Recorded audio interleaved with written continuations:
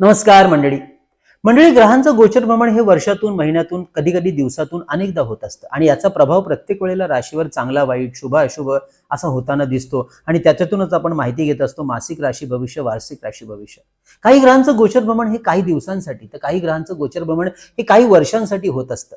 त्यापैकी शनी ग्रहाचं एका राशीमधून दुसऱ्या राशीमध्ये होणारं गोचर भ्रमण हे सर्वाधिक काळासाठी म्हणजे 2.5 वर्षांसाठी असतं. तर सगळ्यात कमी गोचर भ्रमण करणारा चंद्र हा एका राशीतून दुसऱ्या राशीमध्ये जातो, तोच मुळी 2.25 दिवसांनी, ज्याच्यावरून आपण प्रत्येक महिन्याच्या राशी भविष्यात माहिती करतो शुभ आणि अशुभ दिवसांची.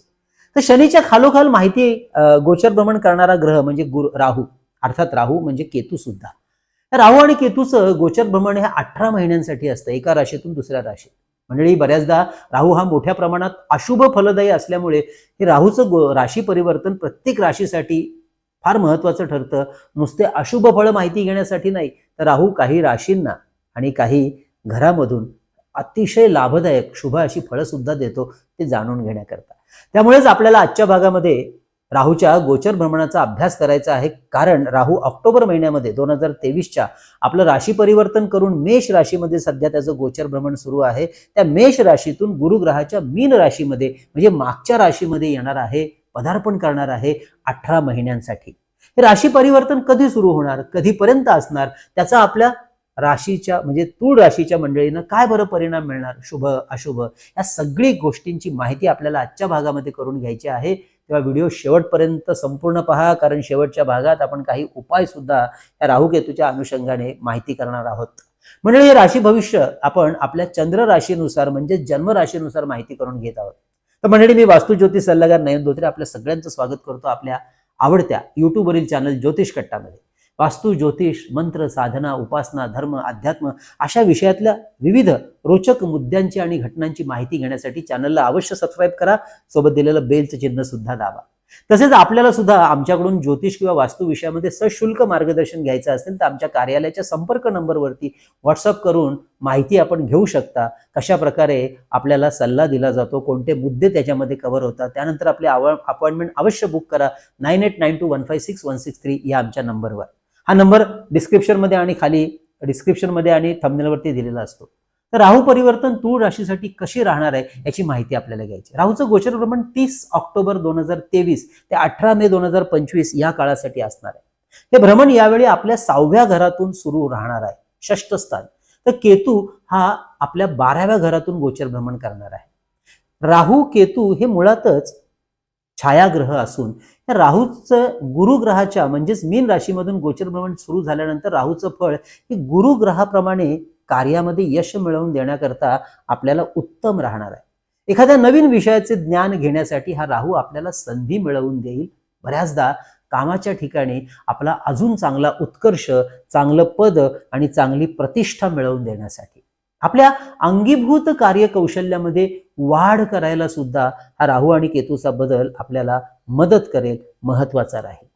यासाठी नवीन गोष्टींचा, नवीन विषयांचा अभ्यास करणं आपल्यासाठी मात्र महत्वाचं ठरतं. आणि हे सर्व करण्यासाठी म्हणजेच आपल्याकडे असलेले नॉलेज अपडेट आणि अपग्रेड करण्यासाठी राहू केतूचा परिवर्तनाचा लाभ मात्र आपण मंडळीने अवश्य घ्यायला पाहिजे, ज्याचा लाभ भविष्यामध्ये आपल्याला आपल्या नोकरीत, आपल्या कार्यक्षेत्रामध्ये अजून चांगला उत्कर्ष साधण्यासाठी उत्तम राहील.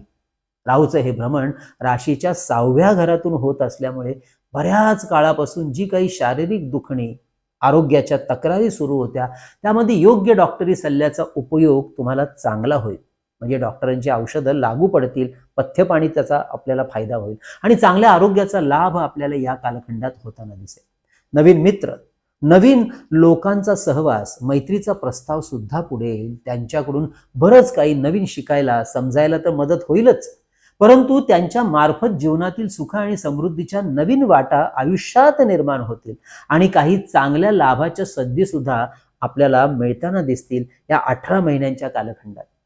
तर राशीच्या 12व्या घरात आलेला केतू ग्रह आपल्या आध्यात्मिक साधना, उपासना यामध्ये वाढ करायला मदत करेल. आपली बऱ्यापैकी या घटनेकडे ओढ लागायला लागेल. आपली आध्यात्मिक शक्ती प्रगती साधण्यासाठी केतूचं जे योगदान आहे ते आपल्या राशीच्या मंडळींना विशेष शुभ राहील. काही धार्मिक कार्यक्रमांचं आयोजन करण्याच्या विचारामध्ये असाल किंवा आधीपासून करत होतात, तर तसं प्रयोजन आपण या काळात या राहू केतूंच्या माध्यमातून करू शकाल. धर्मधुरंदर बनण्याचा योग 12व्या घरातील केतू करत असतो. त्यामुळे जी मंडळी आध्यात्मिक क्षेत्राशी निगडित काम करतायत, जोडलेली आहेत, त्यांनी आपल्या कामाचा आवाका वाढवायला हरकत नाही, तशी संधी सुद्धा मिळेल. या क्षेत्रातील एखादी जबाबदारी किंवा जबाबदारीचं पद याच काळात आपल्याला भूषवण्याची संधी सुद्धा मिळेल. आणि म्हणूनच जी मंडळी ज्योतिष, वास्तू, मंत्र, रेकी, हिलिंग अशा विषयामध्ये नव्याने पदार्पण करू इच्छितात, त्यांना हा कालखंड अत्यंत अनुकूल राहणार आहे.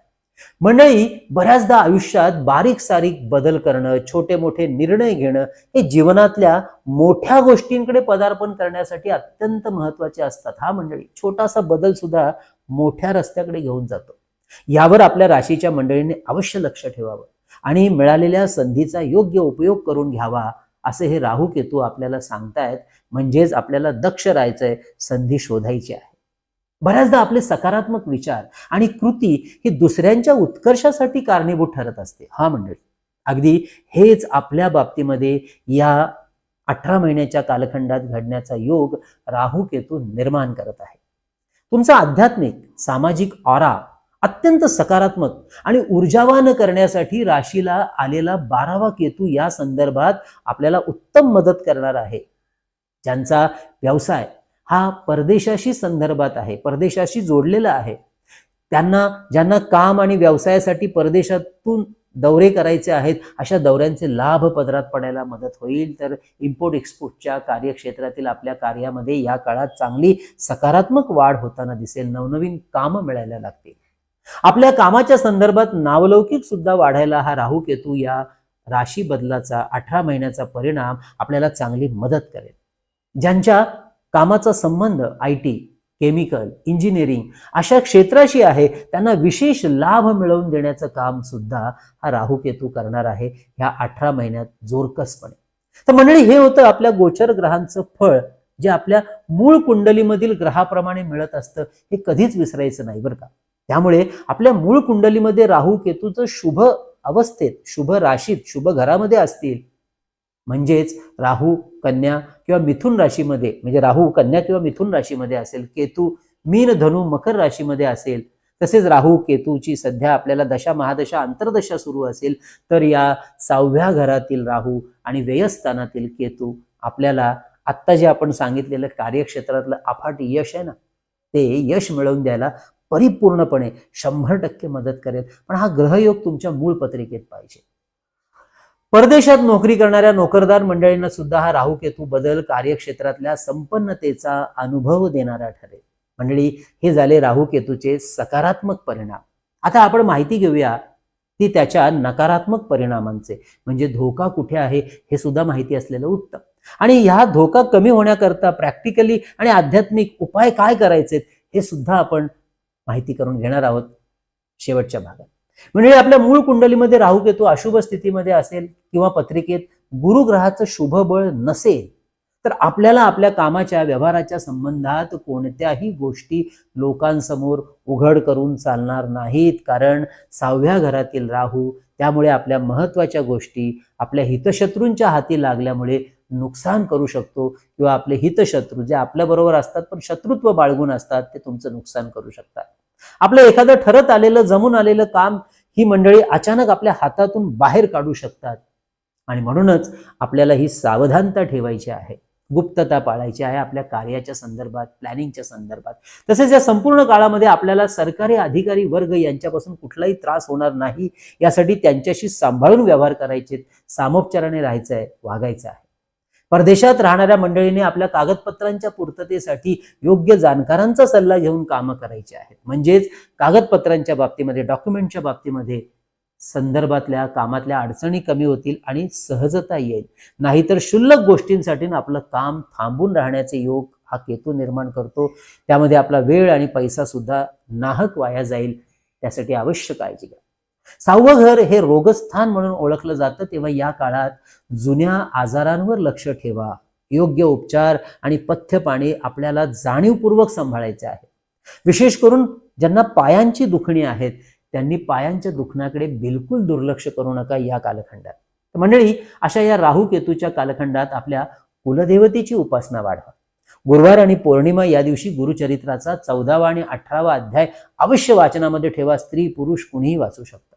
आणि रोज सर्व मंगल मांगल्ये शिवे सर्वार्थ साधिके शरण्ये त्र्यंबके गौरी नारायणी नमोस्तुते या मंत्राचा जप आपल्या कुलस्वामिनीचं स्मरण करून अवश्य एक माळ सुरू ठेवा. मंडळी, ही होती आपल्या राशीची माहिती कशी वाटली अवश्य कळवा. तसेच मंडळी, आपल्या चॅनलमध्ये दर महिन्याला प्रकाशित करत असतो आपण, ते म्हणजे प्रत्येक राशीचं राशीफळ, मासिक राशी भविष्याचं, हे सुद्धा पाहायला विसरू नका, कारण त्यामध्ये शुभ आणि अशुभ दिवसांची माहिती सुद्धा दिलेली असते. तर काही राहूच्या संदर्भातले महत्वाच्या व्हिडिओची लिंक खाली दिलेली आहे, समजायला मदत होईल राहूचं कारकत्व संपूर्णपणे. म्हणजे आपल्या ज्योतिष कट्ट्याच्या वतीने आपण जी 2 पुस्तकं प्रकाशित केलेली, त्यापैकी पहिलं पुस्तक म्हणजे विविध स्तोत्र आणि मंत्र यांचं संकलित केलेलं चैतन्य लहरी. भारतामध्ये कुठेही असाल, आपल्याला मागवायचं असेल तर आमचा कार्यालयाचा नंबर 9892156163 या नंबरवर 331 रुपये गुगल पे करा. त्याचा स्क्रीनशॉट, तुमचा संपूर्ण पत्ता, पिनकोड नंबर याच नंबरवरती व्हॉट्सअप करा. पुस्तक 7 ते 8 दिवसात, साधारणतः 10 दिवसापर्यंत तुमच्यापर्यंत पोहोचवण्याची व्यवस्था केली जाईल. त्याचप्रमाणे तुम्ही मागवू शकता परमपूज्य टेंबे स्वामी महाराजांनी लिहिलेला अतिशय सुंदर ग्रंथ श्री सप्तशती गुरुचरित्र सार. हा ग्रंथ स्त्री पुरुष आबाल वृद्ध कुणीही वाचू शकतं, पारायण करू शकतं. हा मागवण्यासाठी 151 रुपये गुगल पे करू शकता. तसेच शुभ मुहूर्तावर अभिमंत्रित आणि सिद्ध केलेली विविध रुद्राक्ष, विविध ग्रहांची यंत्र, विद्यार्थ्यांसाठी गणेश रुद्राक्ष, सिद्धी गणेश यंत्र, तर आपल्या ऐहिक सुखासाठी श्री यंत्र, वास्तुदोष निवारण यंत्र, सरस्वती यंत्र, मेरुश्री यंत्र, लक्ष्मी कवडी यांची सुद्धा माहिती घेण्यासाठी आपण व्हॉट्सअप करून माहिती घ्या आणि अवश्य आपली ऑर्डर बुक करा. तर मंडळी, कसा वाटला आजचा व्हिडिओ? पुढच्या भागामध्ये भेटूयाच तूळ राशीनंतर असणारी वृश्चिक राशीची माहिती घेण्यासाठी. तोपर्यंत कळावे लोभाय असावा. धन्यवाद.